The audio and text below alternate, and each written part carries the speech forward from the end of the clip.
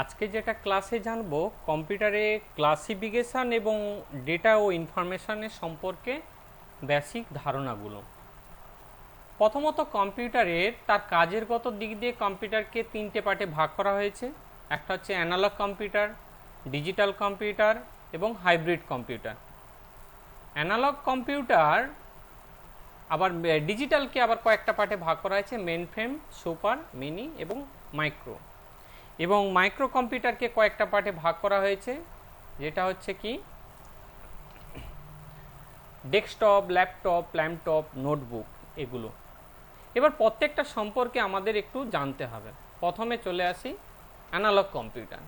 Analogue কম্পিউটারের কাজ হচ্ছে কি না, এই অ্যানালগ কম্পিউটার এর ফল প্রকাশের হার 99.9%। অর্থাৎ এই সমস্ত কম্পিউটারগুলো ব্যবহার করা হয় বৈদ্যুতিক তারের ভোল্টেজের ওঠানামা, কোনো পাইপের মধ্য দিয়ে গ্যাসীয় বা তরল পদার্থ, সেই পদার্থের চাপের তারতম্য নির্ণয় করা, বায়ুপ্রবাহ, এ সমস্ত কাজের ক্ষেত্রে এই অ্যানালগ কম্পিউটার ব্যবহার করা হয়। তবে এর ফল প্রকাশের হারটা হচ্ছে 99.9%, মানে 100% কম। এতটাই এর সঠিকতা উত্তর দেয়। আচ্ছা, সঠিকতা থাকে। নেক্সট, এরপরে আমরা যেটা আলোচনা করব পরবর্তী কম্পিউটার, ডিজিটাল কম্পিউটার। এই ডিজিটাল কম্পিউটার হচ্ছে ডিজিটাল নির্দেশ দ্বারা অর্থাৎ বাইনারি কোডের দ্বারা পরিচালিত হয়, 0 আর 1 এর সাহায্যে। অর্থাৎ আমরা যে সমস্ত ভাষাগুলো প্রয়োগ করি সেই ভাষাগুলো কিন্তু কম্পিউটার বুঝতে পারে না, সেগুলোকে আমাদের ভাষাতে কনভার্ট করে বাইনারি কোডে রূপান্তর করা হয়। অর্থাৎ মেশিন ল্যাঙ্গুয়েজে রূপান্তর করে কম্পিউটার বুঝতে পারে, আবার সেগুলোকে আমাদের ভাষাতে কনভার্ট করে স্ক্রিনে ফুটিয়ে তোলা হয়। তো এটা হচ্ছে ডিজিটাল কম্পিউটার, যেগুলো কোন কোন কাজের ক্ষেত্রে, অর্থাৎ আমরা সচরাচর যে ট্রেনিং করছি বা বিভিন্ন অফিস আদালত, স্কুল কলেজ, এগুলো ক্ষেত্রে এটা ব্যবহার করা হয়। এর পরবর্তী কম্পিউটার হচ্ছে হাইব্রিড কম্পিউটার।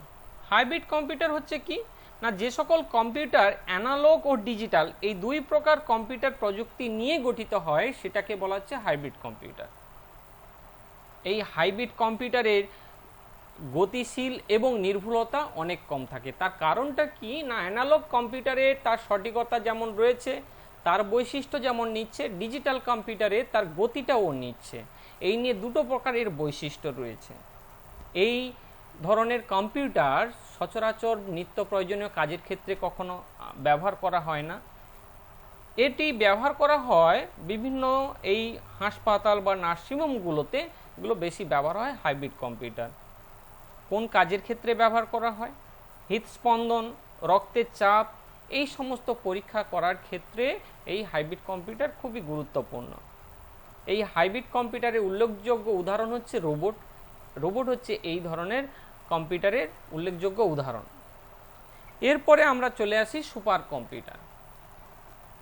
সুপার কম্পিউটার, আচ্ছা, তার সুপার কম্পিউটার একটু জেনে নেই। সুপার কম্পিউটার হচ্ছে, অর্থাৎ এই ধরনের কম্পিউটার আমাদের সবচেয়ে শক্তিশালী কম্পিউটার। এটা পৃথিবীর মধ্যে সবচেয়ে শক্তিশালী কম্পিউটার হচ্ছে সুপার কম্পিউটার, সবচেয়ে শক্তিশালী এবং দ্রুত গতি সম্পন্ন।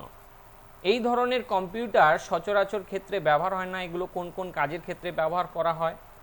আবহাওয়ার পূর্বাভাস, তৈলখনি অনুসন্ধান, অস্ত্র গবেষণা, মিলিটারি রিসার্চ, এছাড়া এগুলো এর সাহায্যে স্যাটেলাইট পরিচালনা অর্থাৎ বা মহাকাশ অভিযানের ক্ষেত্রে, এটা এর সাহায্যে পরিচালিত করা হয়।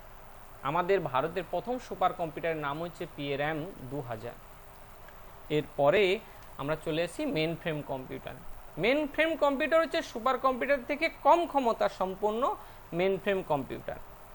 এই ধরনের কম্পিউটার কোন কোন কাজের ক্ষেত্রে ব্যবহার করা হয়? বিভিন্ন প্রতিরক্ষা দপ্তরের ক্ষেত্রে, রেল, বিমান, এই সমস্ত পরিষেবা ক্ষেত্রে এটা ব্যবহার করা হয়। বিমান কোন সময় ল্যান্ড করবে, কোন সময় আবার সে উড়ে যাবে, বা কোন ট্রেনটা স্টেশনে ঢুকবে, কোনটা বেরিয়ে যাবে, ওই লাইনে কোনো ট্রেন আছে কিনা, ইত্যাদি, এই সমস্ত কার্যগুলি পরিচালনা করে এই মেন ফ্রেম কম্পিউটার। এরপরে চলে আসি পরবর্তী কম্পিউটার অর্থাৎ মিনি কম্পিউটার। মিনি কম্পিউটার এবং মেন ফ্রেম কম্পিউটারের মধ্যে পার্থক্য তেমন কিছু নয়, দুটোরই সেম কাজ, কিন্তু এ কি হচ্ছে, এ হচ্ছে মাল্টি প্রসেসিং অর্থাৎ মাল্টি ইউজার এর সাহায্যে পরিচালিত, অর্থাৎ একসঙ্গে একাধিক ব্যবহারকারী একসঙ্গে একাধিক প্রোগ্রাম চালানো যাবে এবং একসঙ্গে একাধিক ব্যবহারকারী কাজ করতে পারবে, এটাই হচ্ছে পার্থক্য। এটা বিশেষ করে বিশেষ কাজের ক্ষেত্রে, অর্থাৎ যেমন এই যে ক্যাট অর্থাৎ কম্পিউটার এডেড ডিজাইন, এই সব কাজের ক্ষেত্রে এই মিনি কম্পিউটার ব্যবহার করা হয়। নেক্সট, এরপরে হচ্ছে মাইক্রো কম্পিউটার। মাইক্রো কম্পিউটার হচ্ছে কম্পিউটারগুলি ছোট আকারের, সবচেয়ে ছোট আকারের কম্পিউটার হচ্ছে এই মাইক্রো কম্পিউটার। এই মাইক্রো কম্পিউটার যেটা হচ্ছে কি সিপিইউ অর্থাৎ সেন্ট্রাল প্রসেসিং ইউনিট এর দ্বারা পরিচালিত হয়। এই সমস্ত কম্পিউটার অফিস আদালত স্কুল কলেজ শিক্ষা প্রতিষ্ঠান নিজের ব্যক্তিগত কাজে বাড়িতে এই সমস্ত কম্পিউটারগুলি ব্যবহার করা হয়।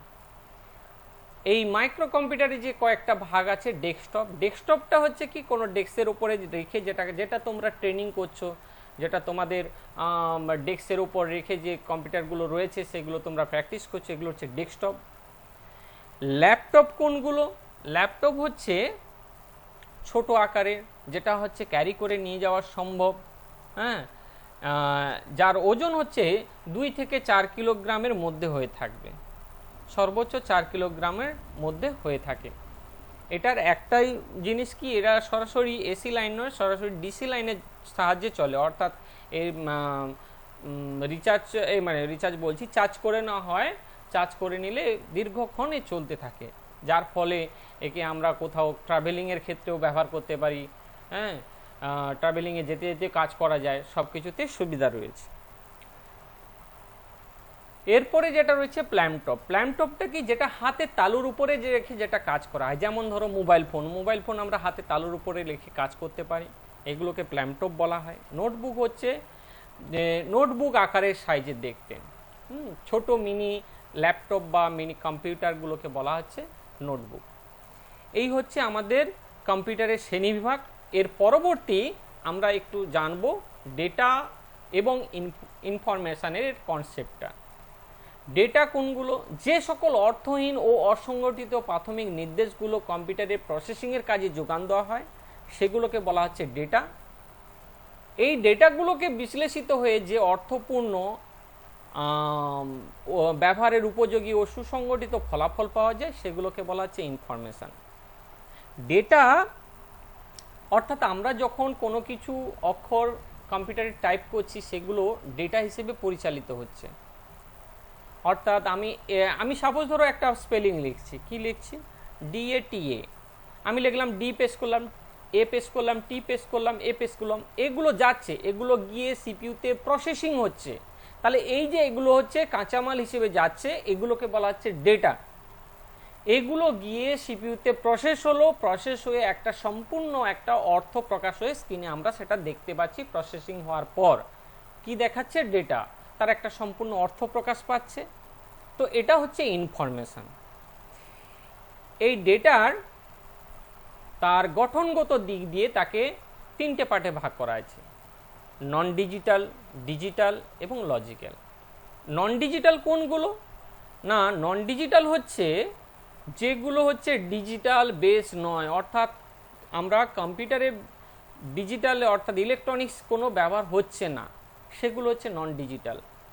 অর্থাৎ ম্যানুয়ালভাবে আমি খাতা কলমে একটা সংখ্যা লিখলাম, আমি রোল নাম্বার লিখলাম, হ্যাঁ, আমি ফোন নাম্বার লিখলাম, এগুলো হচ্ছে নিউমেরিক। অ্যালফাবেটিক কোনগুলো? অ্যালফাবেটিক হচ্ছে আমরা যদি কোনো নাম কোনো প্লেসের নাম লিখি সেগুলো হচ্ছে অ্যালফাবেটিক। আলফা নিউমেরিক অর্থাৎ অ্যালফাবেট এবং নিউমেরিক দুটো মিশে যেটা থাকবে, যেমন ধরো ইমেল আইডি, গাড়ির নাম্বার, এগুলো হচ্ছে কি আলফা নিউমেরিক ডেটা বলা হয়।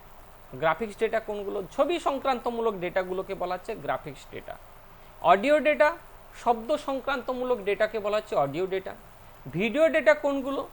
যেগুলো হচ্ছে অডিও এবং গ্রাফিক্স দুটো মিক্সড করে যেটা থাকবে চলমান যুক্ত ছবি, সেটাকে বলা হচ্ছে ভিডিও ডেটা। এই সমস্ত নন ডিজিটাল যখন কম্পিউটারে ব্যবহার করা হবে, কম্পিউটারের মাধ্যমে সেটাকে প্রসেসিং করা হবে, সেগুলোকে বলা হবে ডিজিটাল ডেটা। আর লজিক্যাল ডেটা কোনগুলো? না, দুই বা তার অধিক অর্থ থাকবে, দুইয়ের অর্ধেক মানে অধিক নয়, দুটো শর্ত থাকবে, সেই দুটো শর্তের মধ্যে ব্যবহারকারীরা যে কোনো একটা শর্তকে চিহ্নিত করবে। সাপোজ অফ অন, তাহলে তোমাকে যেটাও একটা ধরতে হবে যে লাইটটা জ্বলে আছে না বন্ধ আছে, তাহলে আমাকে যদি অন থাকে অন বলতে হবে, অফ থাকলে অফ বলতে হবে, তাহলে যে কোনো আমাকে একটা নিতে হচ্ছে, আমি কিন্তু দুটো গ্রহণ করতে পারছি না। পাস ফেল, ইয়েস নো, এই সমস্তকে বলা হচ্ছে কি লজিক্যাল ডেটা। এরপরে আমরা এই পর্যন্ত থাকলো, এর নেক্সট ক্লাসটা আমরা পরবর্তী সেটা জানাবো।